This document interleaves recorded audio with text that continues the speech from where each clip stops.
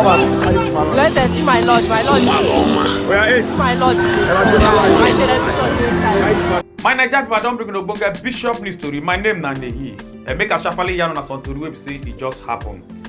The former Labour Party presidential candidate will be Mr. Peter Obi don't respond to Edo State Governor will be Monday Okpobolo after when he come out to contest Mr. Peter Obi say making no enter inside Edo State without him permission as Mr. Peter Obi come dey talk say no dey fear to visit any state for inside Nigeria.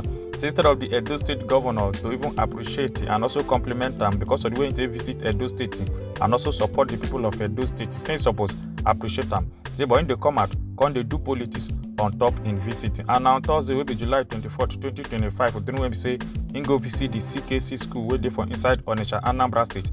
Now he come out come here and this talk. Trust me, I will go to Benin. No, there's no threat. All those things are, like I said, it doesn't make any meaning to me. We should stop talking about politics. I went to Benin to invest in a better life of the people of Edo State. Because if they have good nurses, good doctors, they'll live a better life.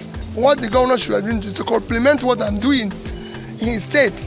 Also, today will be Friday, July 25th, 2025. Mr. Peter Obi don't go visit the University of Calabar, the Faculty of the Dental Studies, them as he can donate 20 million naira to solve some financial issues them and also infrastructure where they happen for inside the faculty.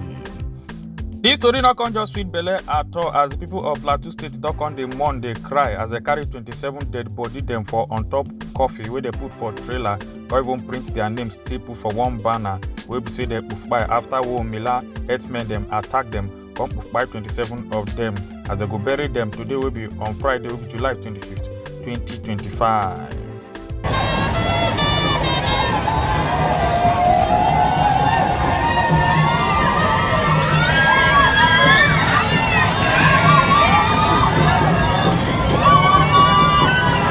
Some students they don't come run come out from inside their hostel as they can't survive boofing. They can't stand they watch their hostel building they fall collapse and the hostel they for near Ales Ekweme Federal University where they from inside Ebonyi. Now on Thursday will be July 24th to 2025.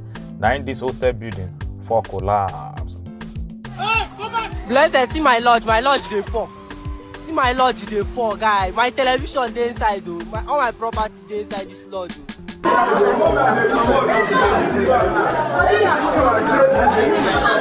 They don't sentence this Nigerian man we name Abiola Quadri to 11 years imprisonment for inside the federal prison where they for US. He say because him plan utilize $1.3 million na stolen identity of COVID-19 pandemic unemployment and disability benefit them. And on Wednesday will be July 23rd, 2025. And they come out to come talk for on top face we say Abiola used those money.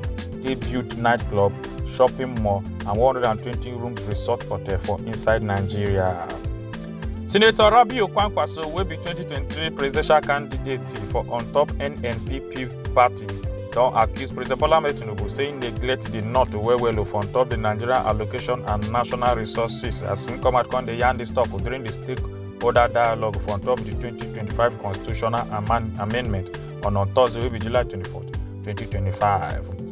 This final year student of Akwa Ibom State Polytechnic for Ikot Isoro, where her name be Okon Jimmy, don't come sleep as she not come wake up again on Thursday, July 17th, 2025. And at Friday night, their neighbors they come notice, say they never see her as they go break the roof, come jump inside the house through ceiling. Come see her say she don't cover her body with a blanket, come hold her phone very tight. Like say she won't make call. As they come out, come talk, say her body really they can't be the former day we say they see her. Even say she follow them take chop before she can't go sleep. But when they come check, they don't see. Say she don't brutalize. This Lagos State local government chairman will be Barrister Moyo Gule. We don't order the arrest of some people that will say they turn the Kosefe Road to mechanic workshop as they come park plenty keke maro and tricycle for there. They repair them.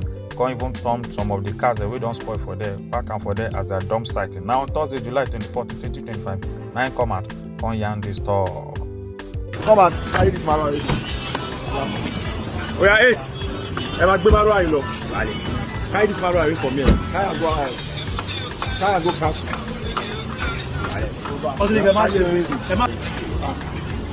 No, they want permission to the This Nigerian lady wey her name be Zini don come call out her former husband wey told them just separate. The man name na Amara John Nweme, say because the man no gree to pay the children their school fees. As him come post the man picture, come also post the man phone number. So Nigerians go help take call the man and ask him why he no wan take care of his children.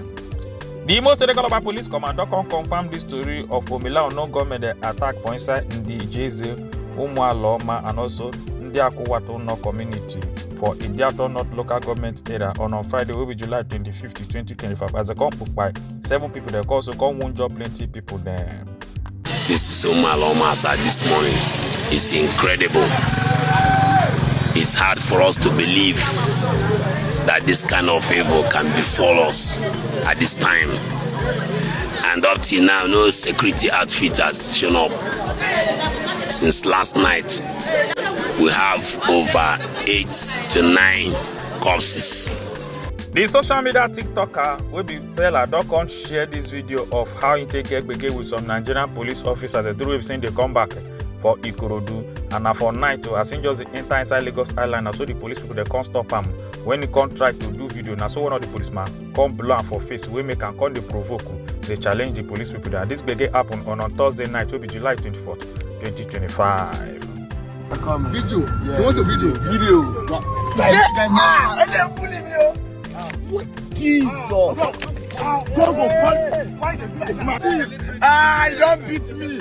See my. The Federal High Court wey for inside Lagos State on July 24, 2025 don order the Inspector General of Police and also the Lagos State Commissioner of Police to join body together to pay 10 million naira for the damages, and because of say they violate the fundamental right of plenty peaceful protesters them from the remembrance of the NSAS wey say they do on October 20th, 2024.